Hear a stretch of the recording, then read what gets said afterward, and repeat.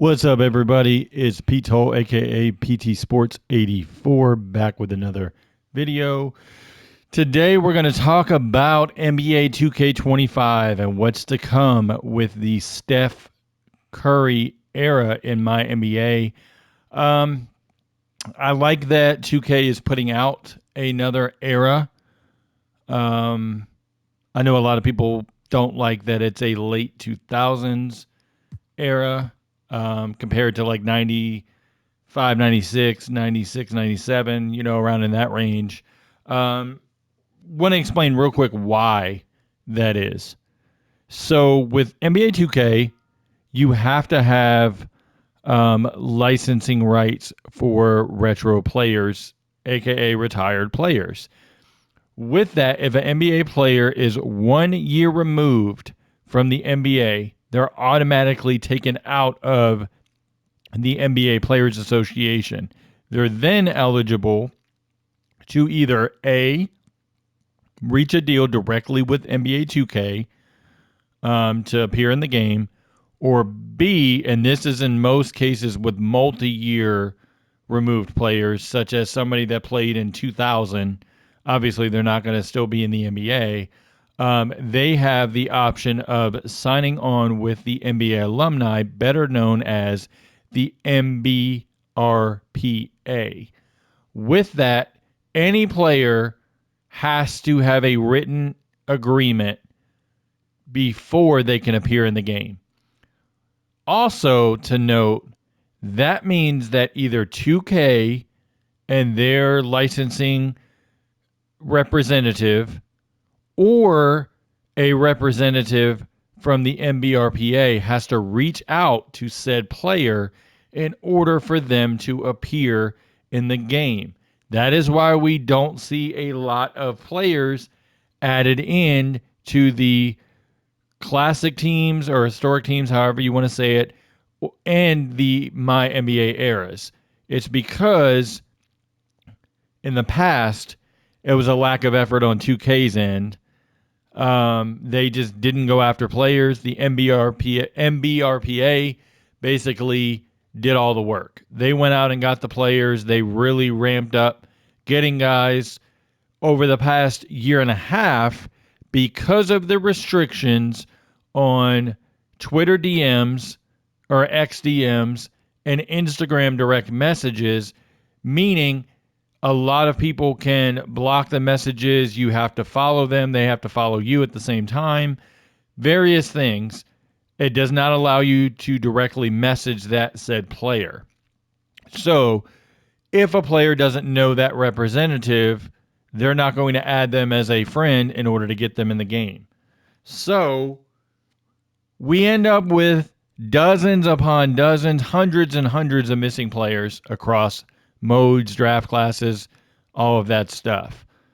Now, I personally, since NBA 2K17, have been getting NBA players in the game on behalf of, at first it was 2K, now I primarily direct them towards the MBRPA because with the MBRPA, they get a lot of licensing opportunities that aren't just 2K related. It's other things related, so it really helps them with revenue and things like that. So I do everything I can to get them to the MBRPA.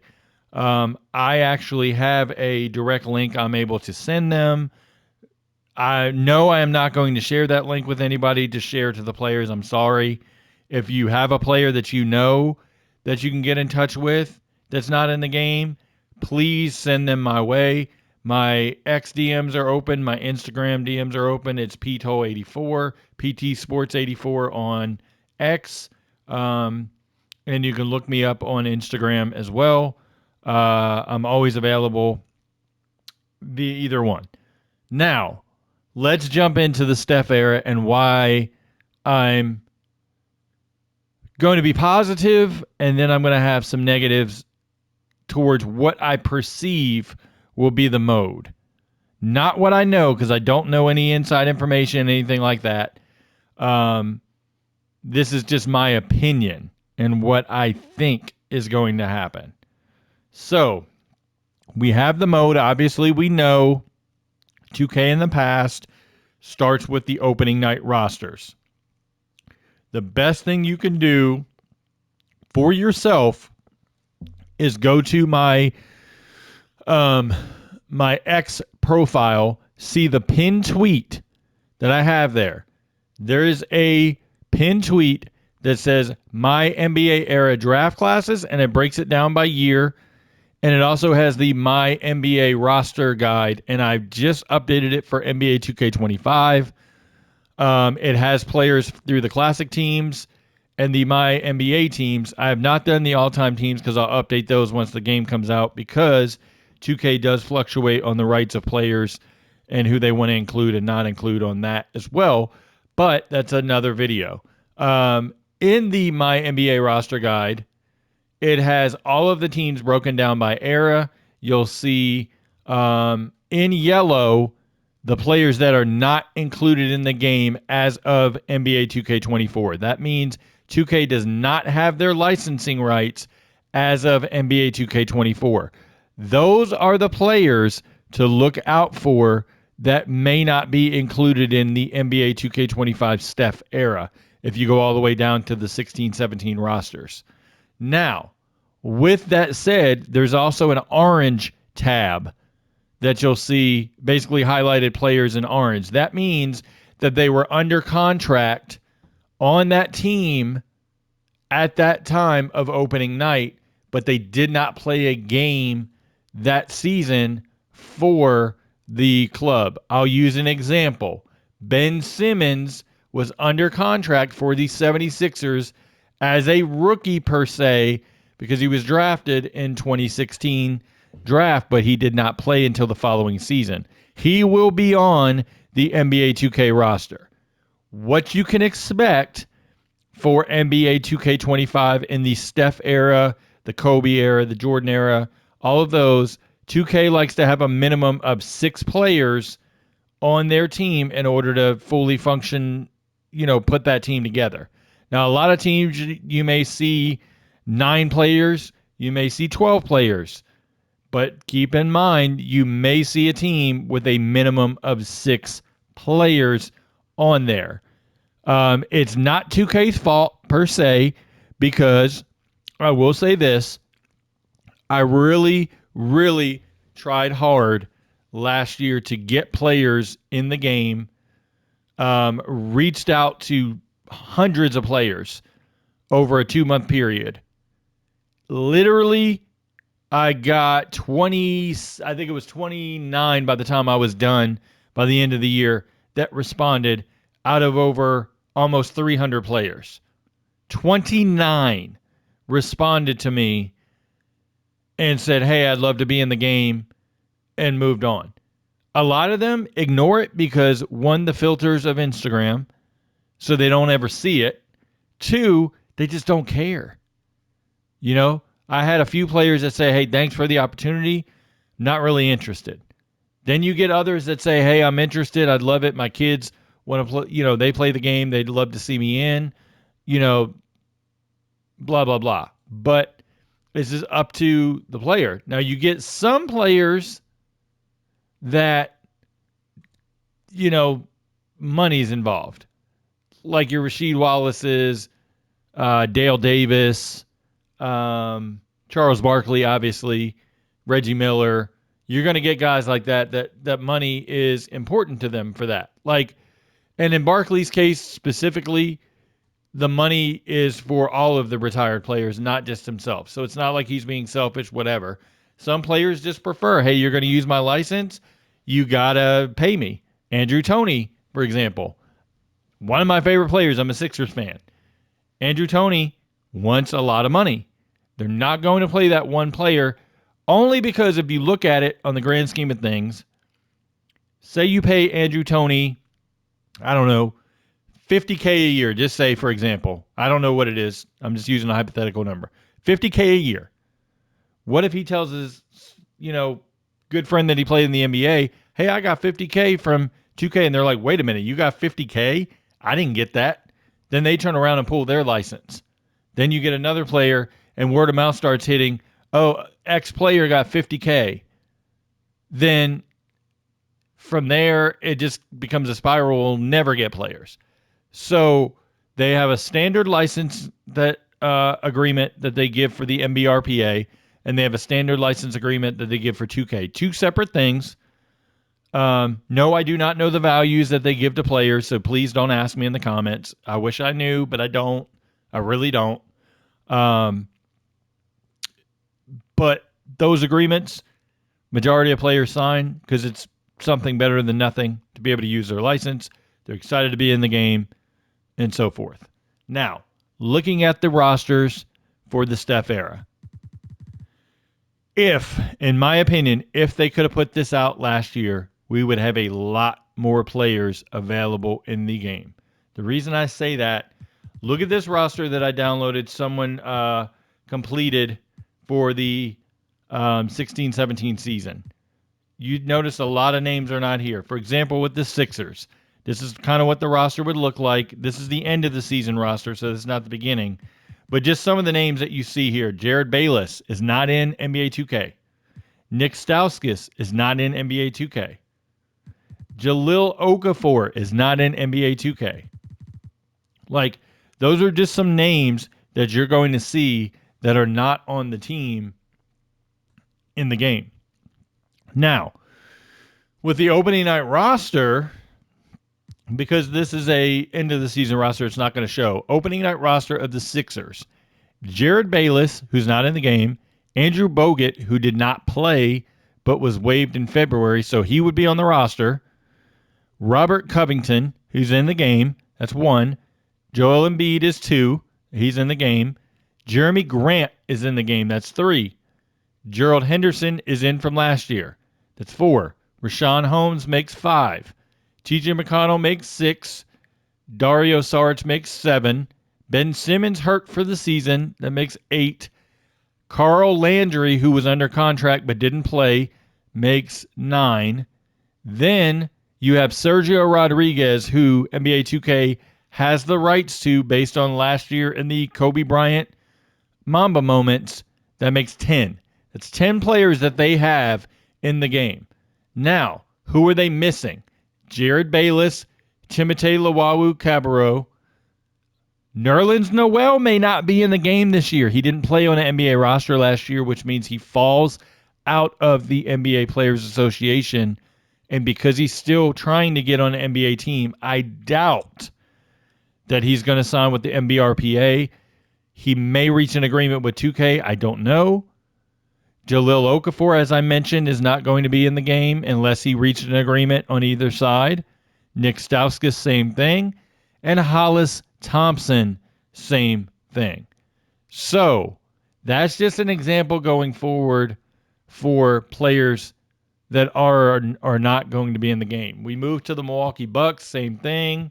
You know, there's a lot of guys. Teletovic is not in the game. John Henson's not in the game.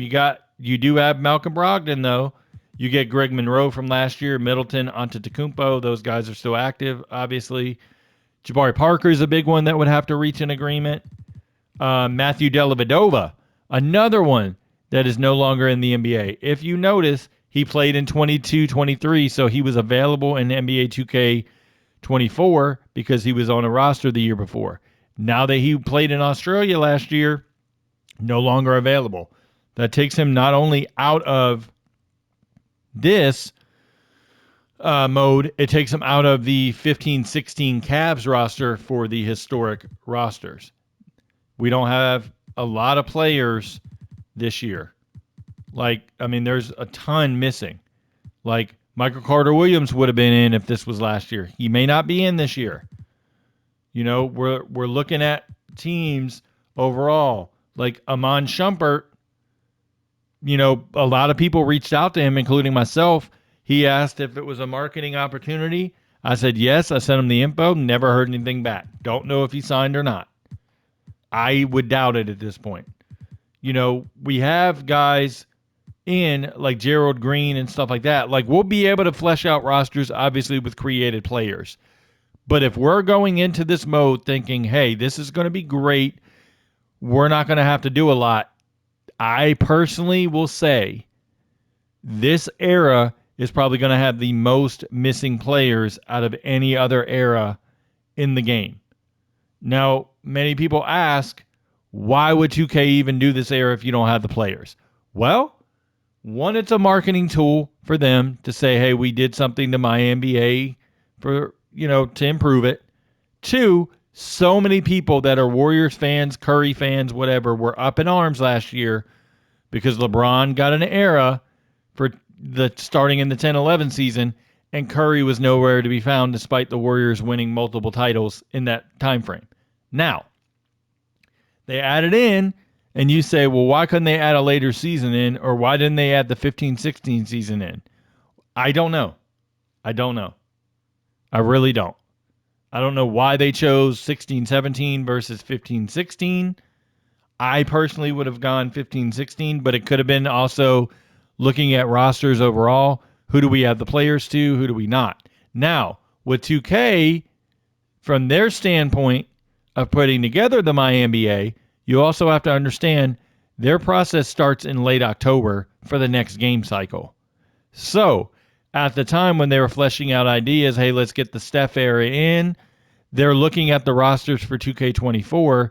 They see guys like Myers Leonard, they see John Wall, they see all these guys in there, and they're like, hey, we got all these guys to fill the roster in. I don't think they thought far ahead to look at, hey, we may lose these guys if we don't get them to an agreement. Blake Griffin, John Wall, those are two monster names that would be potentially missing because they didn't play in the NBA last year. Like, it really takes away the immersion of the mode if you're not going to have those big name players. Like Blake Griffin is a huge part, is the reason why many people would play with the Clippers. Like, literally looking at this Clippers roster, I'll use them for an example. We're missing Blake Griffin. We're also going to be missing Brandon Bass, who wasn't in last year. Austin Rivers, who essentially was not in the NBA last year. Wesley Johnson was already missing. Luke Mbah-a-Moute was already missing last year. Allen Anderson did sign on to the NBRPA, so he should be in. But if we're looking at it, that's 1, 2, 3, 4, 5 key players for the Clippers. And that's literally their rotation right there. 5 guys in their rotation. Well, 5 guys in the rotation because various parts of the year. I don't know. You go over to the Grizzlies. Let's look at them, for example. You're going to have Gasol, Conley, Randolph, Parsons, Allen, Carter. And you may say, oh, man, that's a big chunk of their team. That's great. But you're going to miss a lot of the role players. You're missing JaMychal Green now because he wasn't in the NBA last year. Brandon Wright wasn't in the game last year. James Ennis is out of the NBA now. Like, Troy Daniels, you got to sign him to a deal. Like, that's what I'm saying. When you look at a lot of these teams, you're looking at it as, oh, well, they got some good names. But a lot of these mid-tier, like, rotation guys to end of the bench guys are not going to be there anymore. The Hawks, you got Millsap, Howard, Hardaway, Schroeder. You're missing Bazemore. You're missing Ilyasova. You got Cephaloshin, Prince, and Muscala, Calderon here. But you're missing, you got Humphreys. I was able to talk to Gary Neal. He was on board. I don't know if he officially signed or not. You got Dunleavy there. Why they have Dunleavy in a cap face here, I don't know. But you're missing like Mike Scott. You're missing DeAndre Bembry, and obviously Kent Bazemore and Ilyasova. But like I said, when you start adding these players up, by the time you get down to a list, you might have over 100 players that you got to create just for this era. That's a long time. Now, let's go over to the draft class real quick before I wrap this up. Let's see, 2016 draft. So we're going to see who is in the draft classes and kind of what to expect with this overall. So you got Simmons, you got Ingram, you got Murray, you got Jaylen Brown, you got Chris Dunn, you got Sabonis, you got Buddy Hield. Really, the first big name you're missing, Dragon Bender. Marquise Chris is missing. Thon Maker is missing. Georgios Papagiannis is missing. Denzel Valentine's missing. We're not going to have Juancho Hernan-Gomez. He wasn't in the NBA last year, so he's removed here. Yerson Yabusele, Wade Baldwin, Henry Ellenson, all missing. They were all drafted 3 in a row. If you count Gomez, Valentine, and Papagiannis, that's pick 13 through 18 is missing. Automatically right there. DeAndre Bembry's missing. Ante Zizic, Malachi Richardson, and Timothé Luwawu-Cabarrot, Bryce Johnson. So pick 21 through 25 is missing. Skip down to Skal Labissiere, 28. And Labissiere is trying to get back in the NBA with the Stockton Kings again this year. So I doubt he's going to sign with 2K, with the NBRPA, so it'd have to be with 2K. Now, you go to the second round. Deontay Davis is missing. Cheek Diallo, Tyler Ulis. Then you got a big chunk of players literally in a row. From pick 37, Chinanu Anuaku, all the way down to Mike Gabinje that played at Syracuse. So pick 37 through 49 is missing in the game. Every pick straight through. Patrick McCall, Diamond Stone, Steven Zimmerman, Isaiah Whitehead, Zhao Qi, Demetrius Jackson, AJ Hammonds, Jake Layman, Paul Zipser. All those guys are missing. You get Georges Niang in the second round. Then you go, except for the only 2 players they really have, or 3 players they really have, Ivica Zubac, Malcolm Brogdon, and Georges Niang, and that's because they are current NBA players. From Ben Bentil all the way down to Ty Wallace, every one of those players is missing in the game because they weren't in the NBA last year.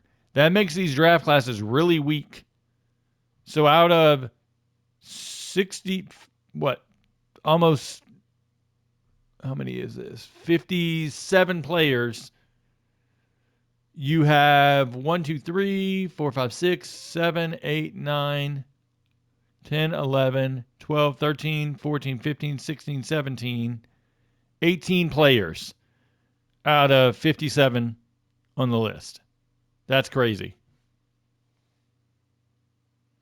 You know, 2K, as much as they do great, has a issue with going and showing the initiative to go after and contact players. You cannot have Ronnie 2K be the guy that's contacting players because he's got so many other things going on. You can't devote time everywhere and extend yourself thin. That's a 2K issue across the board with some of the devs. They double up things and they do stuff instead of paying a little extra and delegating out to somebody that has a clean role. Here is your role. Your role is you're paid on commission to go get X amount of players. Every 10 players that you get, we pay you X amount of dollars.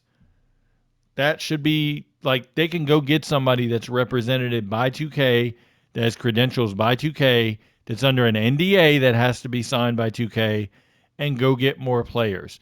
There are a lot of players that want to be in the game, and I will say with 100% fact, in the past, I reached out to 2K. I'll use one for example because he's been in the game a long time.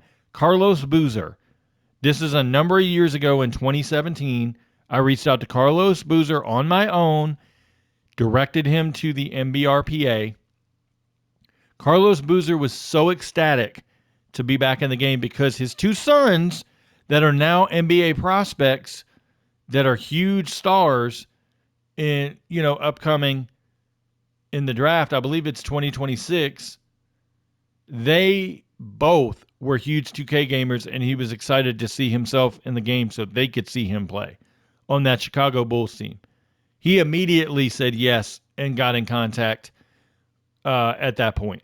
Lamar Odom, another one a few years ago, was happy to be in the game. Didn't know he wasn't even in the game. He was happy to be in. I got him in touch with 2K at the time, and they jumped right on it and got him on board and all that good stuff. Not tooting my own horn, but I'm saying it's possible that it could happen. I'm not going to sit there and try to screw over any players. I'm not going to try to make it advantageous for one organization or the other. I just prefer the NBRPA directly because they offer many other opportunities than just seeing yourself in the game. Speaking engagements, just different things, appearances, and all those other things. And I just stand by, if I can help that retired player make more money, that makes me sleep better at night. And that's why I do it. And I'm going to continue to do it until I'm told not to. So at the end of the day, the real goal for 2K needs to be not just throwing the NBA era out.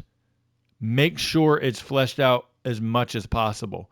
If we're brainstorming the 2016-2017 season in October, late October, by November, we need to have somebody really hitting the ground, running, getting players back on board. Let's look at the draft class. How many draft class players are we missing? Okay, great.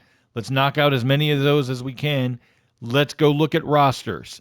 How many rostered players are we going to have to remove for 2K25? Potentially, let's hold those until the end of the season, but let's have our list ready so if such and such player like Kemba Walker doesn't play in the NBA in 2023-2024, we're not going to lose him as a big part of the Charlotte Hornets in 2K25.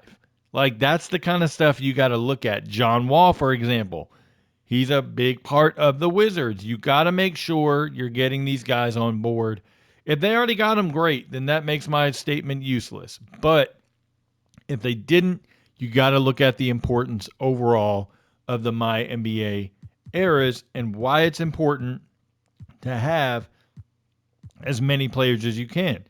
Eric Bledsoe, for example, he likes social media, but he doesn't like interacting in DMs and stuff. He has it turned off. How are they going to get in touch with him? They'd have to get in touch with somebody like DeMarcus Cousins and then have him get in touch with John Wall or Eric Bledsoe or whoever it is and go from there. It's the only way you could do it. Like, realistically, 2K out of 100 players, realistically, they could have 85 of those players in. You're not going to get everybody because everybody doesn't care about this stuff. And some of the international born players may be unavailable. But in the end, 2K's goal should be able to get as many players as they possibly can. And if they see a passionate fan reaching out, say, hey, we appreciate your efforts of reaching out. What can we do to help expedite that process? Do we need to get you on board to do it? Hell, I'll be honest. All I care about is if I can get an official backing personally. I don't give a shit if you pay me or not. I just want the players in so I don't have to create them. Saves me time and effort and stuff like that. If you can just give me an official capacity to say, hey, look, you're our retired players ambassador. I will go get whoever you need, but as long as I have those official credentials, that gives me credibility when I'm going in a DM. They're not looking at my profile saying, who the hell is this random dude? Like I'm credentialed, officially. So it makes a difference. 2K could do that. They have the money to hire someone specifically for that role. It doesn't have to be me. Just go get somebody that'll do it and stick to it. And, basically that's what it is. So as far as the MyNBA eras, I love the concept of the 16-17 Steph era. I just worry we're not going to get as many players as we think are going to be in there, and rosters are going to be incomplete, and it's going to be a long process for roster makers in this one. That's it for me in this video. I hope you enjoyed it. Make sure you like the video, subscribe to the channel if you haven't already. Obviously, when 2K drops on September the 4th at 5 a.m., I'm going to have a long stream going through the rosters. I'll have breakout videos doing specific eras, classic rosters, current rosters, and everything in between. It's going to be a huge first 2 days for me, recording videos, getting content out so people know what's in, what's not, what to expect, all of that good stuff. Please, like I said, subscribe to the channel. Also, go over to to my X profile, which is PT Sports 84. Make sure you're clicking on that MYNBA era roster guide for 2K25, as well as the draft classes. You can see who's in it, who's out. The draft classes I can't update yet for 2K25 until it drops, but the roster guide I'll keep updated as I can. And of course, I'll update live as I go through the roster on September the 4th. Everybody take care. Hope you have a great weekend, and I will talk to you next time.